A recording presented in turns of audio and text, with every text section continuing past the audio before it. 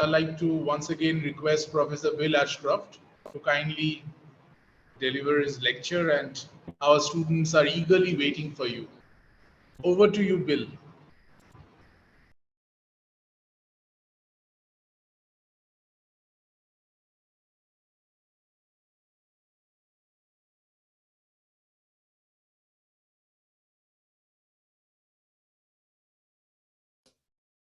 Going to talk about seeing Australia. Now, we think of seeing as quite simple. We open our eyes and the world comes in. But it's much more complicated than that. Seeing is something that has to be done. Now, Oliver Sacks, in an essay called To See and Not See, talks about Virgil, a man who's blind since birth. He receives his sight, but has to learn to see. For him, there was light, movement, colour, but all meaningless. Now, says Sacks, we're not given the world. We make our world through incessant experience, categorization, memory, reconnection. But when Virgil opened his eyes after being blind for 45 years, having had little more than an infant's visual experience, there was no world of experience and meaning awaiting him. He saw, but what he saw had no coherence. Virgil had to learn to see, and I want to take this physical issue and see it as a model for cultural seeing. You see, people who came to Australia had to learn to see. There'd been many views of what Australia had been. The Antipodes is the way in which people understood countries on the other side of the world. We have to remember, though, that representation is not simply picturing, but it's the process of giving concrete form to ideological concepts. And so what I'm going to go through now is a series of representations that demonstrate the ways in which seeing Australia is a function of giving concrete form or pictorial form to ideological concepts. Now, for instance, Cook's view of Australia had begun to be formed before he arrived in Australia. And this is true of most, if not all, people who came to this country. Now, Augustine said many centuries ago, even should it be believed or demonstrated that the world is round or spherical in form, it does not follow that the part of the earth opposite to us is not completely covered with water, or that any conjectured dry land there should be inhabited by men. Now, we know today that that is simply not true, but Augustine was half right, because the latitudes that are occupied in the northern hemisphere by most of Europe are in the southern hemisphere occupied by water. But the continents that exist in the southern hemisphere are therefore temperate in nature. But so how did people prepare themselves to see this country? Well, it was either a paradise or a prison.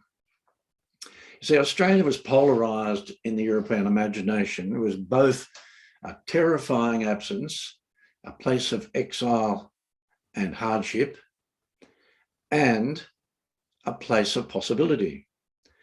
De Quiros believed perfection could be found in the great south land of the Holy Spirit. In a more imperialistic vein, Froude, who is Oceania or England and her colonies, said colonists would become the progenitors of a people destined to exceed the glories of European civilization, as much as they have outstripped the wonders of ancient enterprise. So there we have two ways in which people expected to experience Australia: the convict experience, the idea of Australia as a dystopian prison, or the experience of those who saw Australia as the chance for a new beginning. of utopian possibility. And so ever since then, Australia has remained in the representation of people who are both here and who want to represent it, has been ambivalent, conflicted, and contradictory. And that is true today. Now, let's have a look at early views of Sydney. And the views of Sydney demonstrate what I'm talking about when I say that representation is giving concrete or pictorial form to ideological concepts. This is a new beginning. The painters, Thomas Watling and Major James Taylor, as we'll see, show that the city, the early pictures of the city demonstrate the ordered construction of colonization, the civilizing benefits of colonization. Early paintings emphasize the idea of order being produced out of wilderness. And on the other hand, there is another stream of representations of Sydney which drew upon the conventions of romantic pictorial art, such as Conrad Martin's. What was seen was determined by received artistic convention. So then we see that the seeing Australia is already a very complicated thing, because people are seeing what they expect to see. They're seeing what the discourse of dystopia or utopia is demonstrating to them. But here's Thomas Watling's A Direct North General View of Sydney Cove.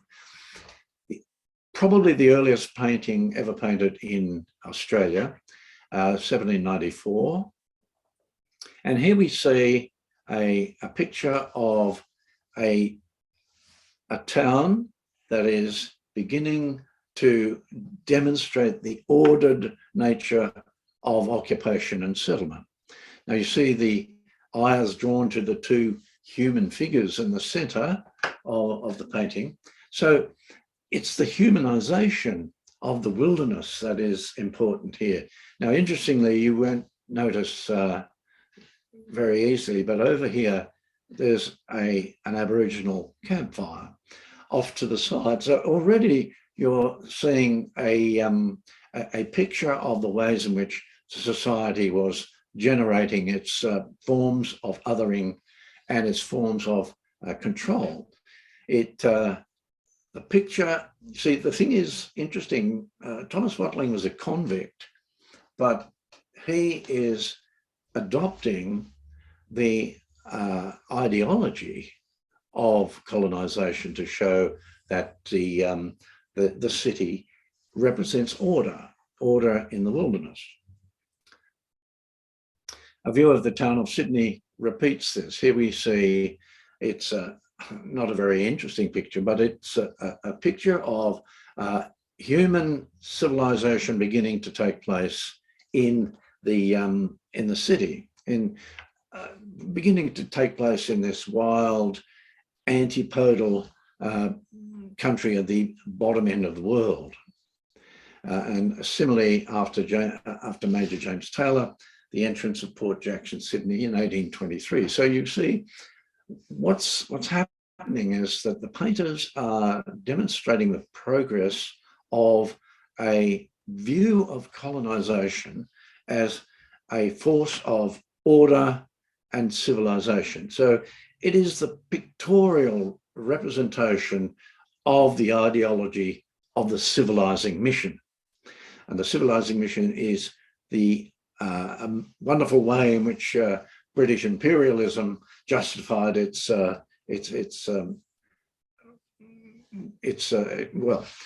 let's say its robbery of the wealth of the world. So now, Conrad Martin's A View of Sydney and Botany Bay. Here we see a very different picture, and again, what we're seeing is not simply a picture of Sydney. We're seeing a representation that is driven by the conventions of romantic pictorial art. So on one hand, Sydney is a place of order, order out of the wilderness, and on the other hand, it's a place of romantic and aesthetic beauty. Again, Elizabeth Bay and Elizabeth House. And so it's a very clear picture of a romantic perception of the city of Sydney. And what I simply point out or repeat is that these pictures, these pictorial representations, are demonstrations in concrete form of particular ideologies, of particular forms of representation. So on one hand, you've got the ideology of colonization, order in the wilderness, and the other, the romantic conventions of painting. So let's have a look. So yeah, okay. So the what's very interesting about the ways in which Australia was represented was the inheritance of European forms of seeing the place, of seeing country. And in the first place, there's an inheritance of the European vertical sublime.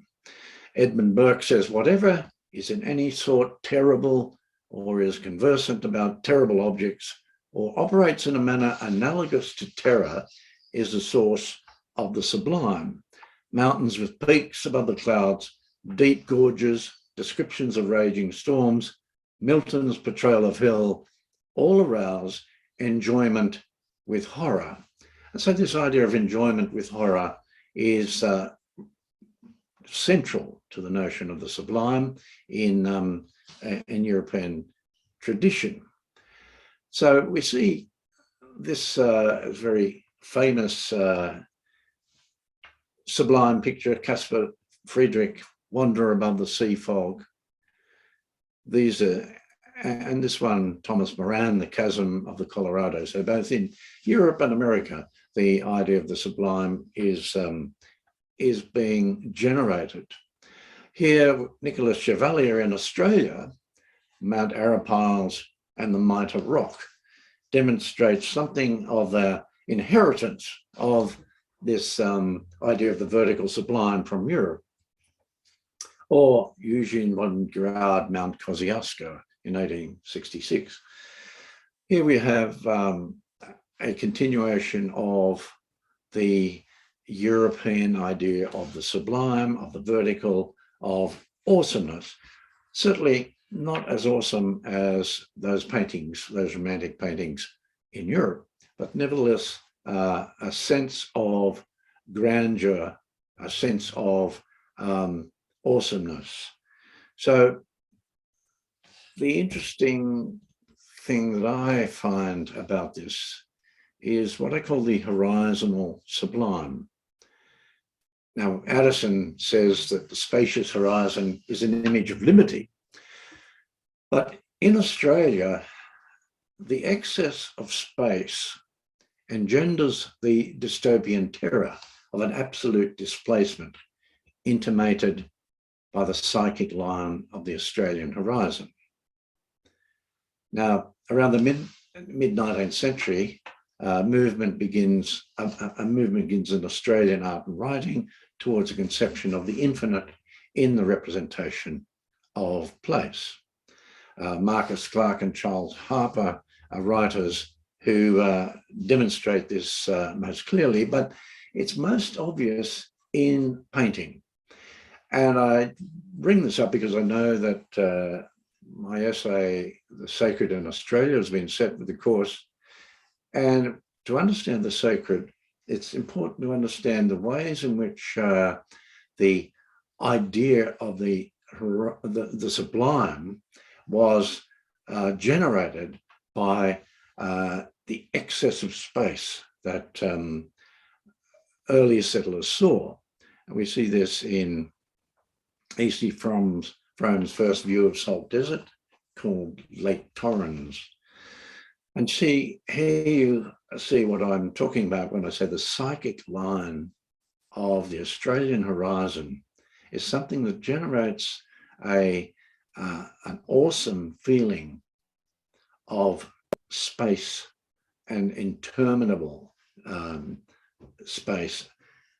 And that is very much at the heart of the ways in which early settlers understood their place in Australia. Here, George French Angus, emus in a plain, and the same idea. The sense of space, the sense of the sublime as a horizontal thing rather than a vertical thing is generated very clearly in the painters in the mid-19th century. Or S.T. Gill, Invalid's Tent, Salt Lake.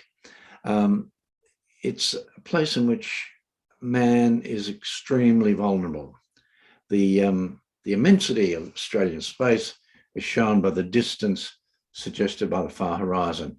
And as you know, the idea of its inhospitable nature is generated by the invalid and his tent there in the foreground. Now, this is an interesting thing because it's a photo taken by Sidney Nolan in the 1950s. And the interesting thing about this photo is that it reveals that seeing is not passive. It inherits a sense of the horizonal sublime from colonial times. And this is the mid-20th century. But the photo is not just a photo of a jeep in the desert. It's a photo that inherits that sense of the sublime from the 19th century. So it's extremely interesting the ways in which this occurs. And of course, Nolan would never have thought of himself as repeating that kind of representation. But there it is. It is an inheritance in the ways in which Australia is seen, has come to be seen in the mid-century. Now, the question, what is the sublime, can't be separated from what is the sacred in 18th century philosophy. And the sublime, the enjoyment with horror, the awesomeness, the overwhelming nature of the transcendent is very much a part of the sublime in 18th century philosophy. And that's important to remember, that the sublime is all about the transcendental and in human experience of place. The numinous, the unpresentable, the awesome became projected in the Australian literary and artistic imagination onto the incomprehensible vastness of Australian space. And so out of this Australian displacement, we get a development of an obsession with place, an obsession with belonging, an obsession with wondering how this sense of displacement can be overcome. The Horizonal Sublime maintains a hold on Australian consciousness, intimating the sacred, the utopian, and the dystopian all at once. Now I'm going to go to a different way of showing us.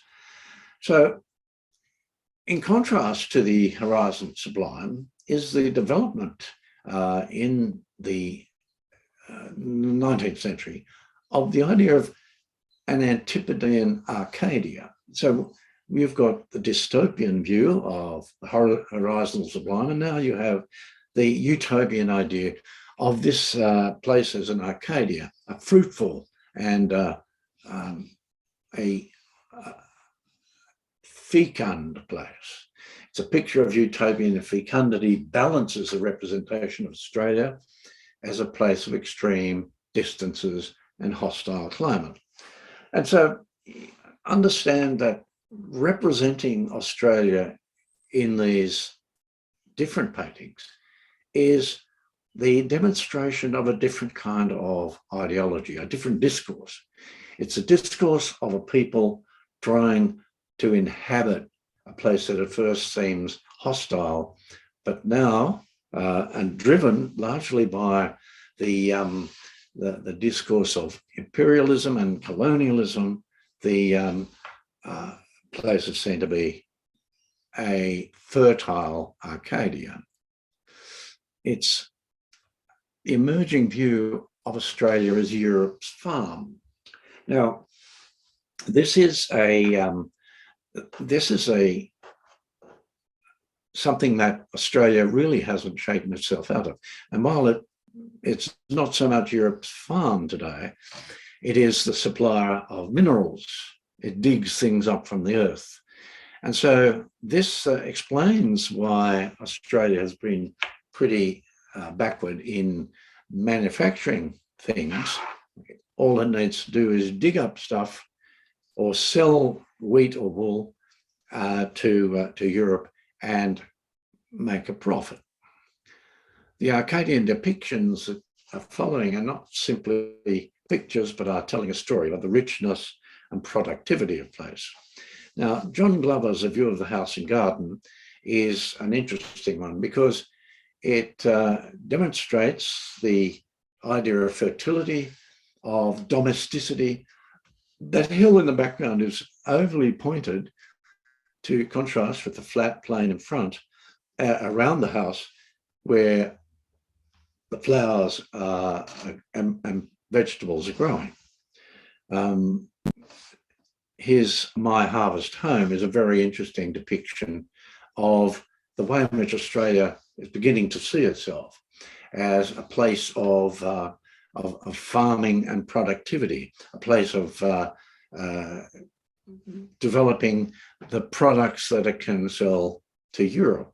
So this is not just, it's not just about economics. This is about Australians trying to see themselves as occupying a place in a rich and fruitful way. Robert Dowling's Jeremiah Ware's Stock and Minja Station. Now, it was a common thing for rich graziers to get pictures of their stock painted so that to demonstrate their wealth. And this is one such thing. It's a large paddock with the cattle being painted. And again, it's about the occupation, the fruitful occupation of this place, which at first has seemed hostile and a sublime, awesome place. But now it's a place of fruitfulness and productivity.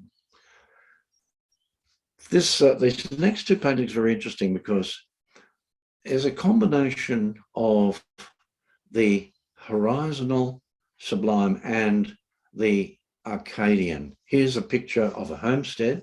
It's a homestead gathered around a dam or a lake that gives very much the story of fruitful occupation, and yet it's set in a setting that looks very much like those things earlier in the century. And again, Lake Notuk in 1857. This is a picture of the Horizonal Sublime beginning to be approached more with a more friendly attitude, approached with a sense of domesticity. So let's think about place and language.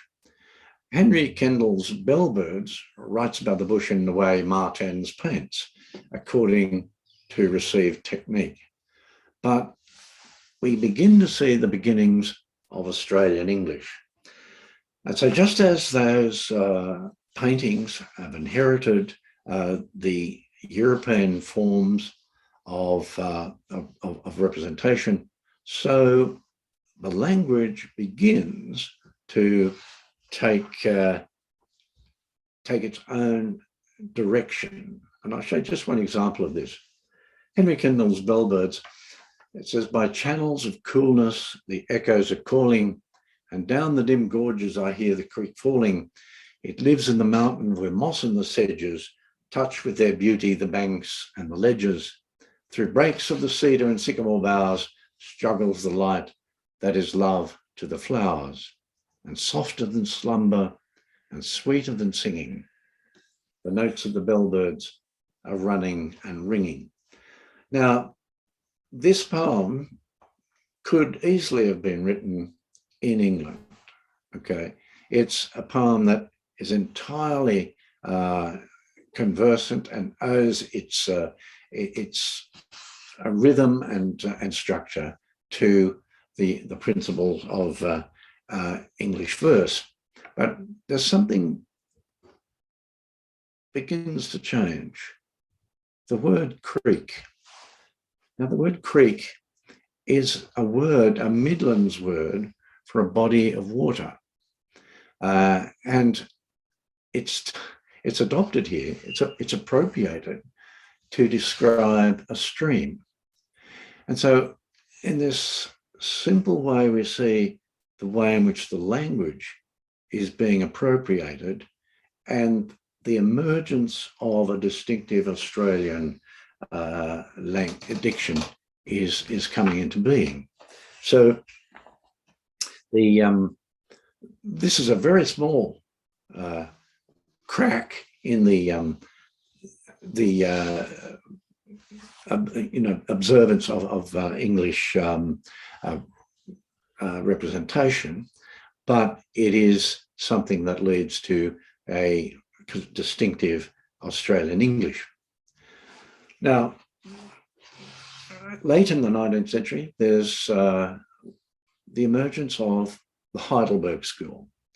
Now, the Heidelberg School claimed to be seeing Australia truly, and it's a school of painting developed out of the suburbs, what is now a suburb of Melbourne, but was outside of Melbourne. And it's a school that developed a form of painting that claimed to be seeing Australia truly, but at the same time, it was seeing a nation. The 1890s was a nationalist period in Australia, and it is demonstrated very clearly in the paintings of the Heidelberg School. So the Impressionist painters attempted to free themselves from European painting techniques. Plein air painting attempted to give a true impression of Australian place.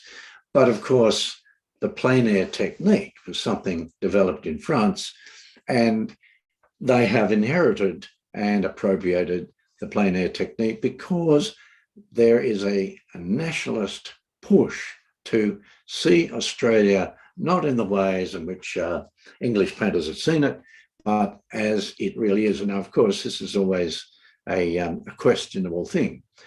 But the emphasis was on trying to capture the light and heat of Australia. And there was a radical change in the role of the sun during the period of 1890s nationalism.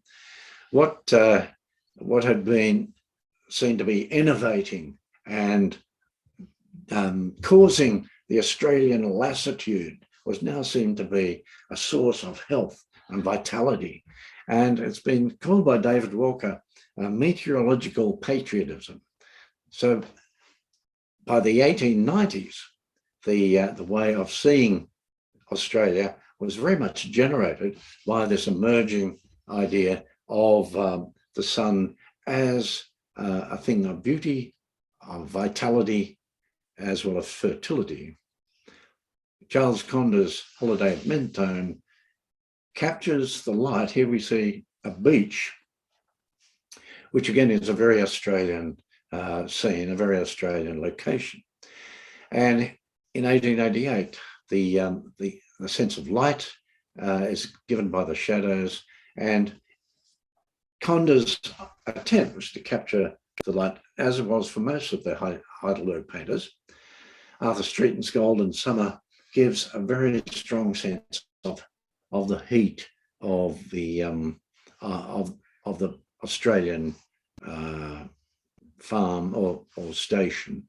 The sheep there in the shadow, and the contrast between the shadow and the grass gives a very strong sense of the shimmering heat of the Australian place, as does this painting near Heidelberg. So there's, on one hand, as I said, there's that idea of representing a true Australia, an Australia of light and heat.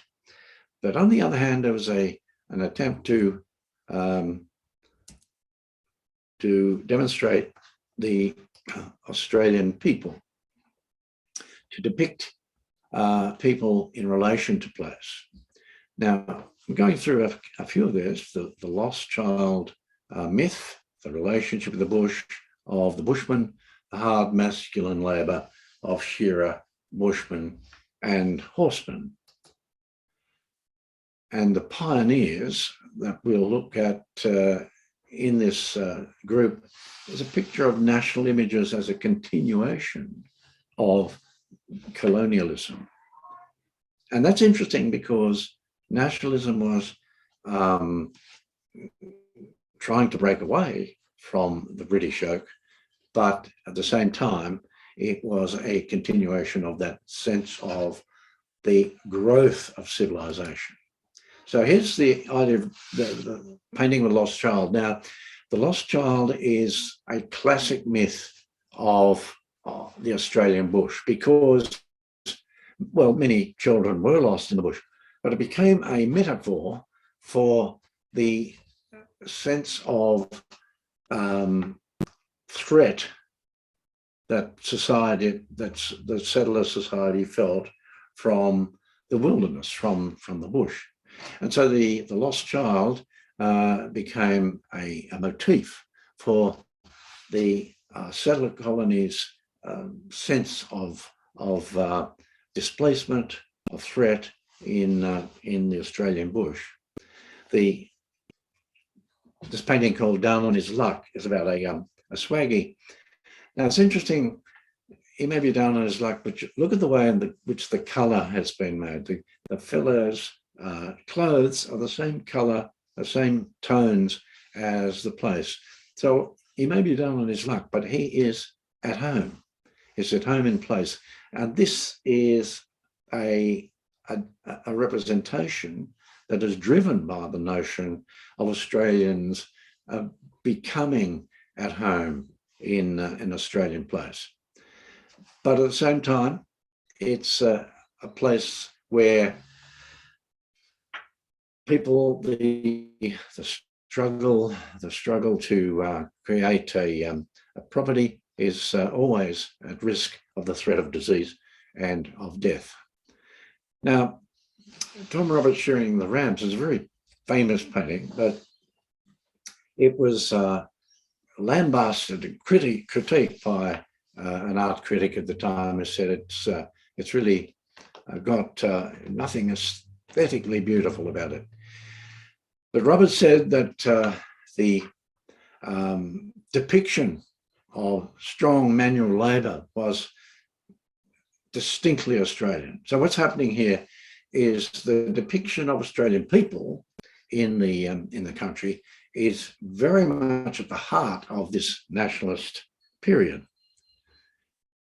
Tom Roberts, also the breakaway, shows the drover, the horseman, trying to stop a stampede of sheep. This painting by Frederick Caliban, The Pioneer, is very interesting because it's a triptych, 3 panels. And the first one on the left, we see the woman dreaming about the future. In the middle one, the pioneer and his wife are talking. She now has a baby, as you see, but in the distance, you see their house, which has been built. And in the third panel, the man is attending to his wife's grave. They have weathered the bush. They have gone through their life. And in the distance, you see the approaching city. The pioneer has carved a way for the rest of civilization to follow. And so this idea of the civilizing mission is generated even in this nationalistic depiction of a pioneer carving away in the bush. So, unlearning the visible world. How do we talk about this? We've talked about learning the visible world, and we've talked about the ways in which early painters demonstrated the society's capacity to learn. But now modernism in Australia is where we begin to see a kind of unlearning. Now, there's a myth that modernism was a belated arrival from Europe. And that's the myth of belatedness, but there's many arguments against this. And Andrew Milner says Australia, was modern before modernity. And there was a strong anti-modernist movement at the time. The Nietzschean vitalism of Norman Lindsay and the Vision School were very anti-modernist. The Academy of Art and at the time, the man who became Prime Minister, Robert Menzies, was the president of the Academy of Art. And the Academy believed in the sustaining the Impressionist landscape painting. They said the landscape Impressionism was real Australian painting. But what's happening is modernism is disturbing, disrupting, and critiquing that inherited idea of Australia. And along with the modernism goes a critique of privilege and poverty. And the urbanisation of Australia leads to a perception of class struggle. So Albert Tucker's Spring and Fitzroy, a poor and possibly starving man looking out in 1941. Albert Tucker's images of modern evil, this is done during the war, and victory girls. So they, on one hand, you've got a sense of the dark side, if you like, of Australian urban life. And again, Noel Counihan, Lady with Fox Fur, you've got the distinction between a lady with a fur and a man struggling with a sack, a very distinct demonstration of class division. And before the march by Noel Counihan, of course, it would have been a march for workers' rights. And here you see poverty-stricken people waiting to march in support of rights for the workers and for the poor. Albert Tucker's Intruder and Parrots. Now it's interesting, who's the intruder? Well, the intruder is an explorer. And Albert Tucker is recasting the heroic story of explorers and their conquering of the bush and their leading towards the development of Australia. And he, in this painting, the explorer becomes an intruder. So Sidney Nolan and Arthur Boyd also are reimagining, they're showing a revision. And of course, the interesting thing about this painting, of course, is that we can see the sky through Ned Kelly's helmet. And what I think is happening here is that Sidney Nolan is looking at this classic image of Australian myth and looking through it to a possibility of a different kind of world.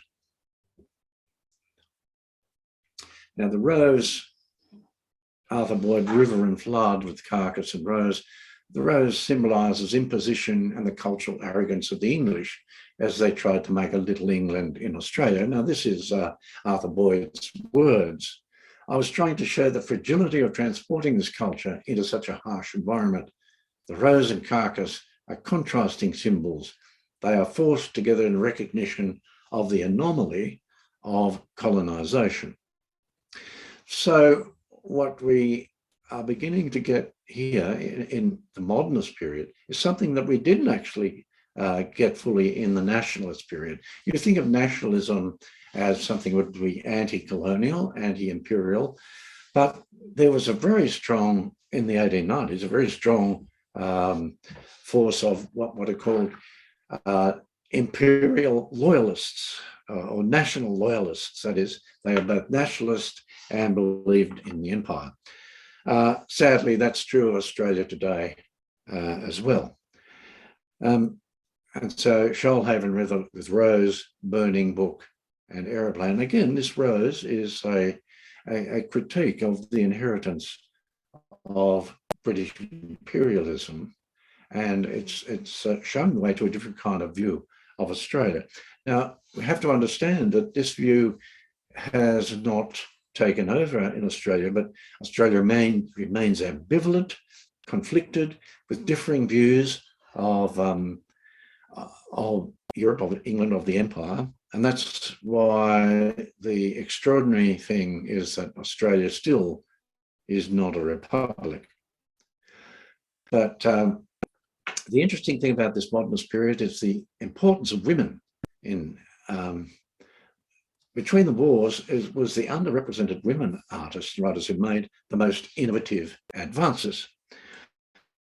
And Grace Cossington Smith's painting of the Harbour Bridge, an affirmation of industrial modernisation and the human work involved, and the process of reconstructing place. And Margaret Preston's Aboriginal influence. This is very interesting. We look at the Aboriginal influence on Margaret Preston. It's remarkable for what it cannot say, as much for the image of possibility it represents. There's no school, no tradition to initiate. But there's the Grace Cossington Smith's The Lacquer Room, a kind of modernist depiction of contemporary society. And here's the curve of the bridge. Industrial progress was very much at the heart of the modernist period. And this is the construction of the bridge was very much a modernist enterprise. These 4 panels, I included this because it's an interesting modernist depiction of Australian place.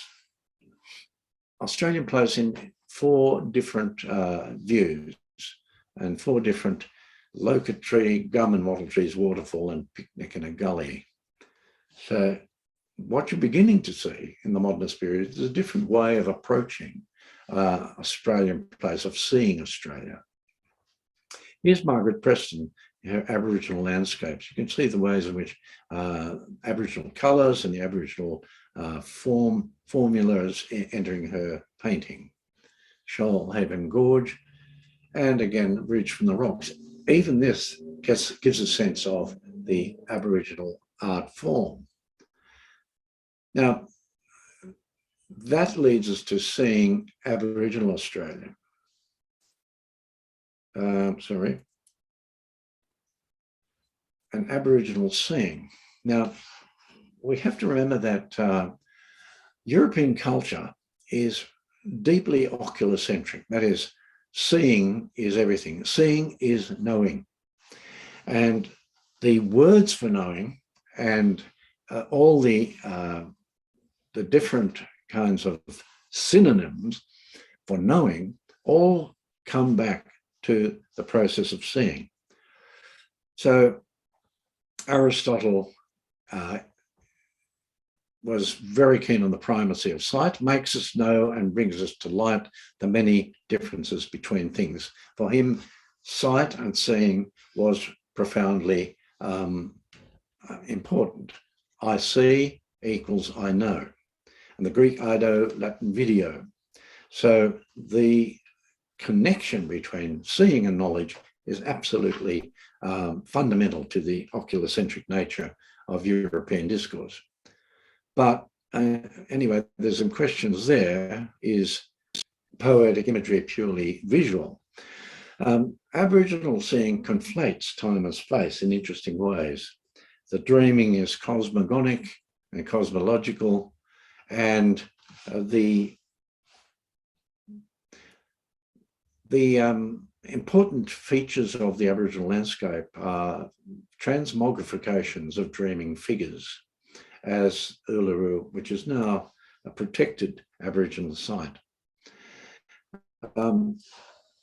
Galway Unipingu says, most great paintings talk about the land and the significance of the land. Aboriginal people use other forms of art to talk about the land, for example, bark paintings and the dance. When I get out and paint myself and go bush, whether I'm performing a sacred ceremony or corroboree, I'm performing an art that talks about the land. When Aboriginal people get together, we put the land into action. When I perform, the land is within me, and I am the only one who can move, land doesn't. So I represent the land when I dance. I pretend to be the land because the land is part of me. So I perform whatever I do on behalf of the land. Now, understand how different this is from the oculocentric nature of European culture. That seeing is knowing for the settler colonist, but for the Aboriginal person, being is knowing, and performing is knowing, and being in is knowing. And so the land becomes something that's not just seen, but something that is inhabited and performed. Now, I'm going through these Aboriginal paintings are a demonstration of a particular Aboriginal aesthetic, which is about land. They look like they may be abstract paintings, but in fact, all these paintings are about the land and the dreaming. And when we think of this Aboriginal painting, there's some arguments that have arisen. Is it traditional or is it authentic? The use of contemporary materials is, in 1971, Geoffrey Barton encouraged Aboriginal painters to take up dot painting. And so the culture, but I want to suggest that, culture is never static, but continually mobile and transformative. So the idea of arguing about Aboriginal painting because they use contemporary materials is just irrelevant. Culture is never static, but continually mobile and transformative. That's true of all cultures. And one of the things, the important aspect of post-colonial societies is that the future is always built on memory, not as nostalgia, but as a realization of the continuation of culture and cultural life. So Aboriginal art is a peripheral, or is it an alternative modernity? Now, Lynn Onus is a very interesting painter who painted many paintings that look to be European in nature. But look at this painting, it's called Twice Upon a Time. The reason it's called that is because it's recasting this painting of evening shadows, backwater of the Murray, back in 1880. And when you look at it, you see there are no Aboriginal inhabitants here. There's a gunya, and the barbed wire across the painting gives you the symbol of not just imprisonment, but also of danger and suffering. So ways of seeing Australia have become diversified by a transcultural consciousness. While art can embed a habit of seeing, it also provides the continuous source of unlearning and relearning. as we see in the landscapes of Fred Williams. Williams' paintings enter a space between the purely visual and the embodied, and this reveals the revolutionary cultural power of creativity, particularly the textual forms of art and literature. And I'll just briefly, let's have a look at Fred Williams' painting The Land is quite abstract. It's a different view of the land. It gives a feeling of the land that goes beyond the seeing. And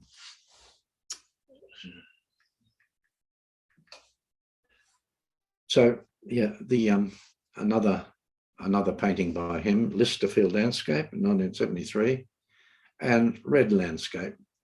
And these paintings, and they'll be available through the recording, are paintings that demonstrate the ways in which seeing Australia has developed. Now, I don't want to make too much of the fact that Aboriginal ways of seeing, of inhabiting, have in fact, influenced contemporary painting, but I think it's there. And the question of Australian culture in the 21st century can't escape the significance of the granting land rights to Eddie Mabo back in the 1990s. So I just want to finish by suggesting we think about the future. Ernst Bloch's Vorschein or Anticipatory Illumination. This is how art and literature assume their utopian function, for they are the means through which human beings form themselves, conceive their questions about themselves, and portray the possibility of obtaining their objectives. The quotidian horizon, the terror of infinite extent, becomes modified by familiarity. And horizon in mature transculturation becomes the trope of possibility. And I want to leave you with that. The horizonal sublime that we saw as awesome and threatening has, in the transculturation, become an image of possibility and of the future. So thank you very much. I'm not sure how our time has gone. Okay. Because I might have taken 5 minutes too long, but Dear Professor. okay. Dear Professor Ashcroft, can you hear me? I can hear you, yes. Yes. So as a long-time student of Australian literature, I thought really he was speaking of anticipatory illumination, Professor, but I thought we were all kindled and illuminated by your presentation.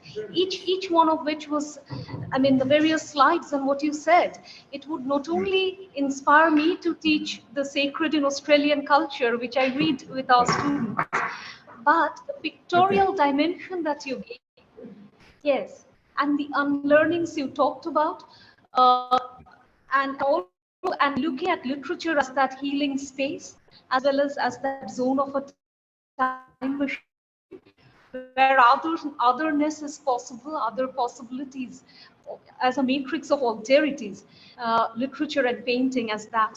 I thought inspired and kindled me, and I very much believe our students too. Thank you for that illuminating lecture. And I would now open the house along with Sharbajit Biswas for questions for our students. So thank you for your time, really. And Paul, thank you for being there too. Okay, sir. Thank you so much. Oh, thank you. Thanks.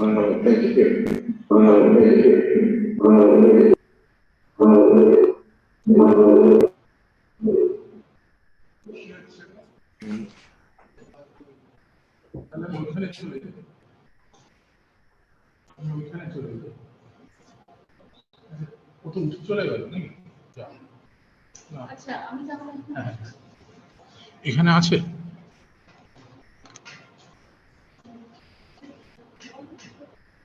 Yeah, thank you, Bill.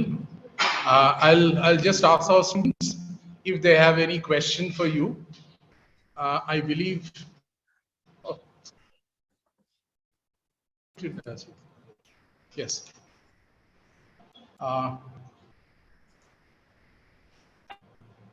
Any questions? Anyone? Am I audible? Yes. I know there's a lot Yes, there. we have one question from Okay. Ishita. Yes. Ishita, you may ask your question. Okay, sir. First of all, thank you so much, sir, for this wonderful talk. I have a very simple query. In almost every indigenous writing, there is an element of trauma. They look back at their past. They return to their dream time to reserve and preserve their sacred. When I go through the writings of the indigenous authors, I try to explore them under the lens of memory studies and trauma studies. My question is, sir, is there any other theoretical framework that can be used to analyze and also to understand the Aboriginal literature and culture better? Well, yes, there's a great deal of work that is available to analyse not only Aboriginal culture and Aboriginal history, but also the ways in which Aboriginal culture have impacted on Australian society. There's a very interesting book now, well, two books about the impact of Mabo. Now, the Mabo decision was the granting of land title to Eddie Mabo, and it was a major event in Australia because it was a legal conclusion that Aboriginal people had a legal right to their historic lands. Now, the interesting thing about this, of course, is that the post-Mabo has generated a whole stream of different ways of seeing Australia. I would recommend that if you can get hold of that, those books on post-Mabo discourse, then you'll have a very clear picture of the ways in which Aboriginal society, despite the ways in which they've been marginalised and oppressed, have begun to transform Australian society, Australian culture. And so I would say that would be the thing that I'd suggest, because apart from that, there's a huge wealth of evidence of discussion of Aboriginal culture. But the interesting thing to me is the ways in which Aboriginal culture has interpolated Australian culture in general. And that in reference to what might be on your course material, the idea of the sacred, while the Aboriginal sense of the sacred is not in itself been taken up by Australians.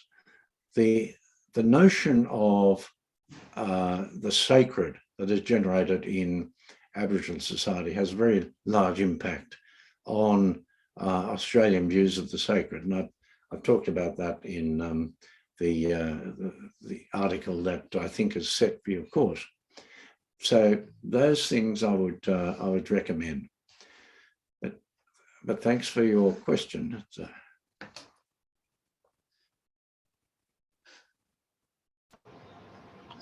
Thank you so much. Yeah, thank you so much, Bill, for that. And I believe there are no other questions from our students. So I think we can end here. All right. And once again, thank you so much for your Thank you. time. Thank you. You're taking time out of your busy schedule. Okay. And what I hope is maybe next year or the year after, you come back to us and we have another conference. If you are free, then we can plan something. Well, I'd love to do that when COVID